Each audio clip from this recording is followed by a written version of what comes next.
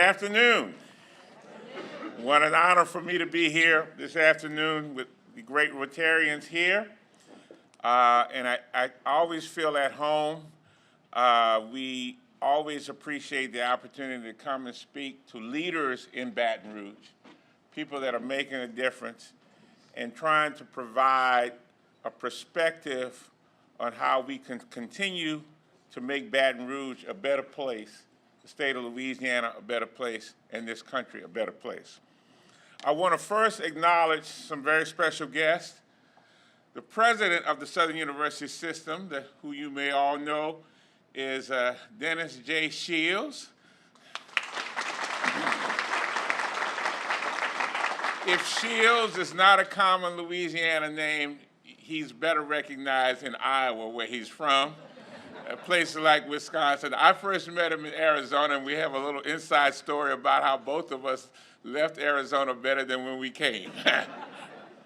I want to also introduce the dean of the best nursing school in the United States, Dr. Sandra Brown. She's such an outstanding leader, and she comes from a little small community not far from where I grew up. So Southwest Louisiana is always blessed to have her with us, and we're always blessed to have her leadership at Southern University. And then I have some law students and alums that are here. I want them to rise. I think the students had to leave, but we also, in fact, the last time I was here, I recruited a fellow to law school named Frankie. And so I'm always here because when I come here, I get to recruit new students. She was a reluctant law student. I have to tell a story about Sadie Becknell. She was a reluctant law student. I had to convince her to come to law school, and look at her now. Look at her now. Good, good. So we also have Miss Jasmine Hunter. Where's Miss Hunter? Miss Jasmine Hunter technically still works for the Southern University Law Center, but she on the side, without an overload, Mr. President, helps me on little things. And her husband, Scotty, who you see on Channel 9, I think he's going to be leaving us soon. He's already gone. All right, good, good, good. So again, I wanted to do that. So I'm honored because as Ms. Nelson has indicated, I've been blessed to be able to serve this community and to serve my alma mater. So I came out of Laurelville, Louisiana, and by the way, Mr. Gonsalves, there's a new name for Laurelville called Nouveau Acadie. Nouveau Acadie, because somehow the historians discovered that the first Acadians actually came to Laurelville and not St. Martinville, even though there's a wonderful state park and a wonderful thing around. There's all kinds of things in St. Martinville. And you know, when you live in Laurelville, you always want to go to the next big town. St. Martinville or New Iberia was always the next big town, but Laurelville is really where it's at. That's So Nouveau Acadie, remember that, Nouveau Acadie. So Southern University has had a long history of being a place of service.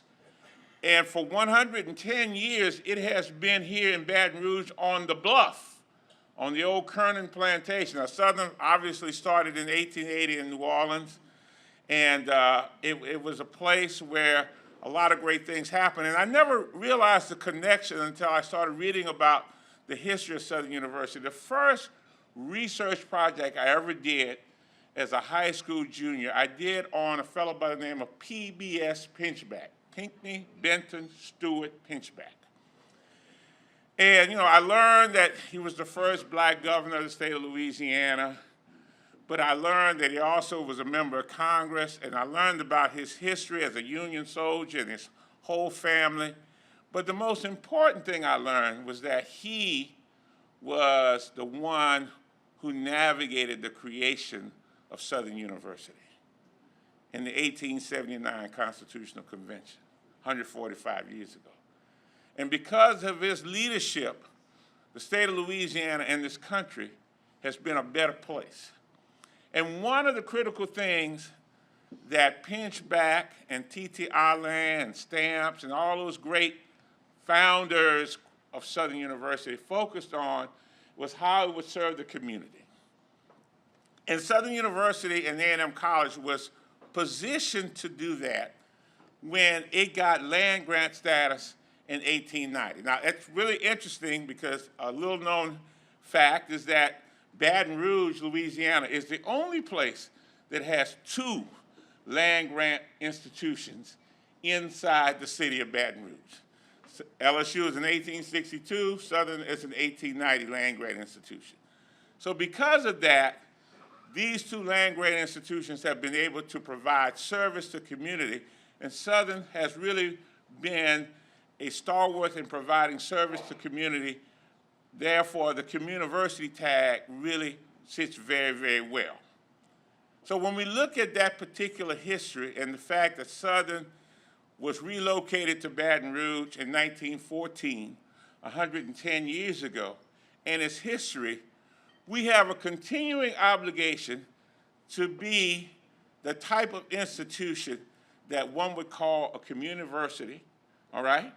And the president has a fancy term that I like that he talks about what our role should be. And because of that, okay, we are stewards of the community, stewards of service. We should leave the community in a better position than when we found it. And that's what we have been doing for all these years on the Bluff. Now, here are examples of that. Dean Brown has been leading an excellent program, and we have what we call a JAG mobile health unit that goes around from place to place and helps provide health care to people who don't necessarily have access to health care. And this is extremely important because we learned during the pandemic that health equity, the health equity divide is serious, and that we as a communiversity have to have our voice and our resources in this city and across the state to bridge the gap and to close that gap with health equity. So that's an example of the Communiversity aspect of Southern University. And Dean Brown, I appreciate your leadership in doing that, and we're going to do even more.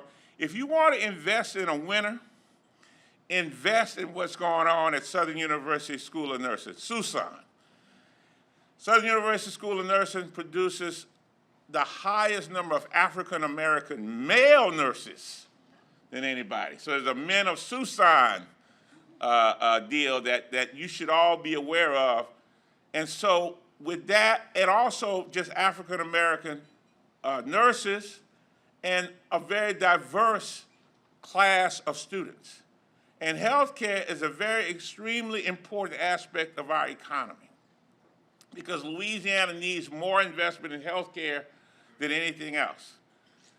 If I could ask anybody here to do something, I would ask you to talk to your legislators about this upcoming session where there's a possibility that I just call it the half-penny tax might go away.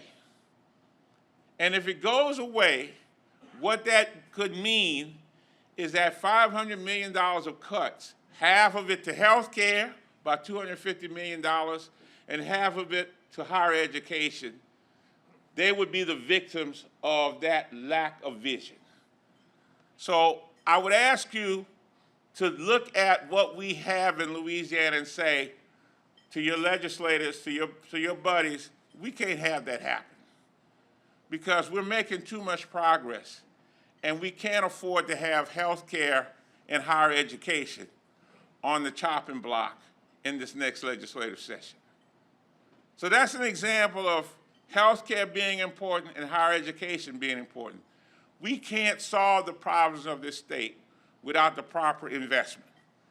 Now, we also have lots of great other programs, and we brought some new academic programs into our inventory. For example, risk management and insurance is a new academic program. And we all know that we have a severe insurance problem in the state of Louisiana. So that's a program That's very, very important. We brought on computer engineering, and we also want to move into cybersecurity. Look, cybersecurity is going to be the challenge of the day. As more and more things become digitized, and the fact that we are using these digital resources to conduct business, cybersecurity is very important. It's very important for protection of industries like Shell and companies like Shell and the Exxons and all those particular places that could be victims of terrorist attacks in so many different ways. And it won't necessarily be in a form of a bomb. It'll be stealing information that will prevent our important institutions from operating. So we've been focusing on getting that cybersecurity aspect. I just got word today that one of our great professors, Professor Pierre, just was awarded a grant from the Department of Homeland Security to deal with terrorism and to deal with crime prevention. And so those are the kinds of things that really hit at the heart of the Communiversity theme. Because, you know, we always talk about in the academic world, and I'm not a traditional academic, so I just listen and I try to figure out what's going on. Oh, we're R2 and R1 status. LSU is an R1 status, Research 1 on the Carnegie list. Southern University is a Research 2. It's a great opportunity. We're trying to become a Research 1. But our focus has to be on applied research, research that helps direct the communities to better places. It can't be an esoteric kind of research. It's got to be research that makes a big difference. So when we look at this great landmass, and I call the Southern University campus situation a landmass because on the Bluff, we have Southern University and A&M College, Southern University Law Center, Southern University Ag Research and Extension Center.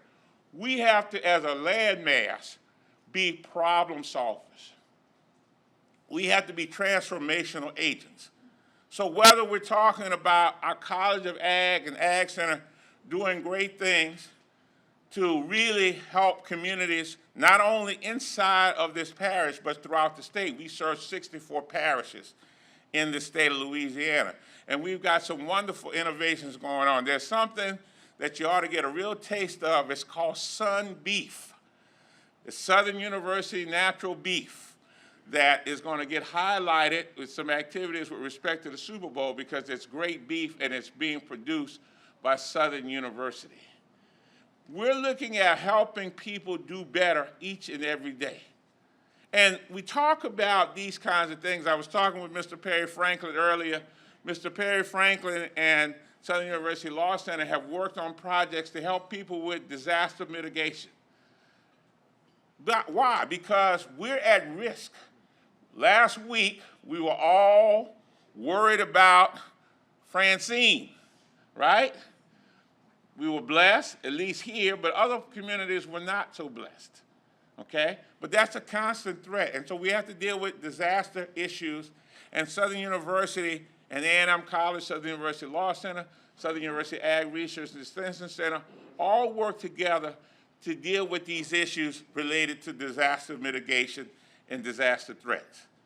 And we're working through a lot of different things. One of the new things I'm really excited about is something we refer to as advanced manufacturing. Now, I'm not an engineer, so if there are any engineers in here, I'm going to tell you what I think I understand what advanced manufacturing is. So advanced manufacturing, I learned about 3D industrial-sized printers. So Hewlett-Packard and some other folks gave us, not the industrial size, but nice 3D printers, and we started talking about some other stuff. And then I got Professor Mensah involved, and we were able to secure this year 2 grants, one from the National Science Foundation and one from the Department of Defense, to bring 2 huge industrial-sized 3D additive manufacturing machines that we're going to bring on to Southern University that's going to help solve a lot of problems. It's going to help problems at Shell, for example, when they have parts that they need fixing, they need to deal with it, and they need it manufactured real quick, locally. Same thing with ExxonMobil, the BASF of the world, and all that good stuff. That's all I know. Don't tell me how it gets done. I've seen it on a movie, but that's it. But I know it's very, very important to us because what it'll do three things. One, it'll get our young engineers experience in this type of work. Two, it will solve problems of local companies that are essential to them. And three, it will help bring more diverse revenue to Southern University and A&M College. And so we've got to be able to look at these issues. We've got to solve these problems. We've got to be able to be creative. Now, I'm not going to get into the politics of what goes on down at the legislature, but the reality is, for the last 15 or so years, the state of Louisiana has disinvested in higher education and has put the onus on the universities themselves to figure out how they're going to generate the dollars to bring revenue to support those activities. All right? I was lucky. I got a little ahead of the curve about 20 years ago, and I created an evening division that, Ms. Becknell, you started in the evening division, right? All right? All right, so listen, we got a school board member who's still in law school and managing all that stuff. We've got to create more opportunities. We've got to create more access to education. Education is critical. And I'm telling you that because I'm the son of a man and a woman who could not read or write. Could not read or write. And we've got to transform communities in Louisiana. We still have large classes of first-generation students. 75% of our students are Pell eligible. And that basically means that they don't have a lot of money. Their families don't have a lot of money. But we have an obligation to educate those individuals and to put them into positions where they can be transformational leaders. See, if we're not in the business of transformation, we're wasting our time. And that is the story of Southern University as a communiversity on the Bluff. We're constantly involved in transformation. You can't go anywhere without finding that kind of transformation going on. And we're engaging in public-private partnerships to make sure that Southern University is at the front. We are working on a project right now with Women's Hospital, and I think I see Samantha in the room. Stand up, Samantha. Samantha is going to have us a wonderful boy, right? Yeah. In October, I know her very, very well. She's married to Stanley, my stepson, so I know her very, very well. And her birthday was just Monday. All right, so if we'd had this on Monday, you'd have to say happy birthday to her.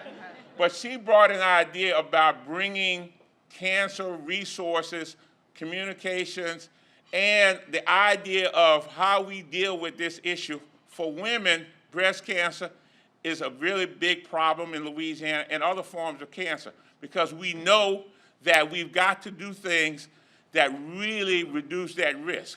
And we've been involved in projects that deal with environmental justice to help reduce the risk of the impact. Our chemical industries certainly are big economic drivers, but we've got to figure out ways to make what they do something that's more environmentally friendly, and it can be done through cooperation. So we're not going to wage war about that. What we're going to do is we're going to step in and provide help. That's the way we do it. That's the only way we can do it. We can only change if we have the will and the commitment and the leadership to make change. And Southern University is part of that. I met the visiting Rotarian from SCORE, and that was great because we have a small business development center. We have a minority business development center. We have an EDA at Southern University, all designed to help small business. And during COVID, we were able to help a lot of small businesses really continue because we were able to provide resources. That's what we ought to be about. That's what we will be about. And that's how we transform communities. So I thank you all for this opportunity. It's a great day in Jaguar land. It's a great day in America. Go Jags.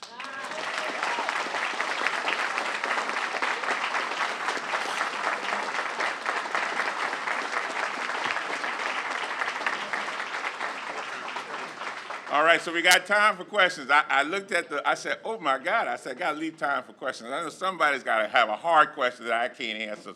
So please, we got time for questions.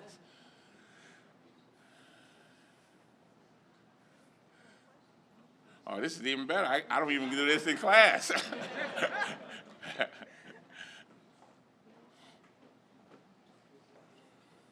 everyone. Darlene Harris. I work the Shell. Chancellor Pierre, what do you think is your top priority? If you had to say this is the one top priority you have coming in new to your position. I would say the top priority is to help more of our students be retained from first to second year because they're facing challenges coming to college.